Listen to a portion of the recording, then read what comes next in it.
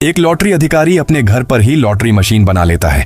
वो मशीन के अंदर 49 नॉर्मल लॉटरी बॉल डालता है। इनमें से 7 बॉल्स में वो सिरिंज से एक बिल्कुल साफ लिक्विड इंजेक्ट करता है। उसका मकसद होता है बॉल्स का वजन बदलना, क्योंकि सिर्फ 0.1 ग्राम का फर्क भी हवा के फ्लो में बॉल की मूवमेंट बदल सकता है। वो स्विच ऑन करता है, मशीन के अंदर हवा जोर जोर से घूमने लगती है। कुछ ही सेकंड में वही 7 इंजेक्ट की हुई बॉल्स बाहर निकल आती हैं।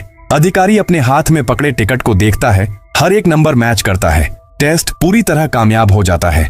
अब जैकपॉट बस एक कदम दूर है। अगला स्टेप होता है उस सील्ड बॉक्स की चाबी हासिल करना, जिसमें असली लॉटरी बॉल्स रखी जाती हैं। अधिकारी चार्ली के पास जाता है और कहता है कि कंपनी एक प्रमोशनल इवेंट करना चाहती है, इसलिए उसे चाबी चाहिए। लेकिन जैसे ही वो अपनी बात खत्म करता है, चार्ली का चेहरा बदल जाता है। थोड़ी देर चुप रहने के बाद चार्ली बताता है कि जब तक वो खुद या कोई सरकारी इंस्पेक्टर मौजूद न हो, लॉटरी बॉल्स बाहर नहीं निकाली जा सकती। वो चाबी देने से मना कर देता है। गुस्से में अधिकारी घर लौटता है और अपनी बनाई हुई लॉटरी मशीन तोड़ देता है। एक परफेक्ट प्लान सिर्फ एक केयरटेकर के मना करने से पूरी तरह बर्बाद हो जाता है। लेकिन तभी किस्मत एक नया रास्ता खोलती है। एक मैजिक शो के दौरान जादूगर एक पिंग पोंग बॉल जिस पर 11 लिखा होता है अधिकारी के हाथ में फेंकता है। वो नीचे देखता है, लेकिन अब 11 बदलकर 13 हो चुका होता है। उसकी जिज्ञासा तुरंत जाग जाती है। उसे लगता है शायद यही वो तरीका है जिसकी उसे तलाश थी। अगले दिन अधिकारी थिएटर के बाहर जादूगर का इंतजार करता है। जैसे ही जादूगर बाहर आता है, वो सीधा उसके पास जाकर बात करता है। पहले तो जादूगर कंफ्यूज हो जाता है। उसे याद ही नहीं आता कि ये मिडिल एज आदमी कौन है। अधिकारी उसे याद दिलाता है कि वो कल रात शो में मौजूद था। तब जाकर जादूगर को याद आता है। अधिकारी बिना घुमा फिरा कर पूछता है कि उसने वो ट्रिक कैसे की। वो मैजिक सीखना नहीं चाहता, बस ये समझना चाहता है कि सबके सामने बॉल कैसे बदली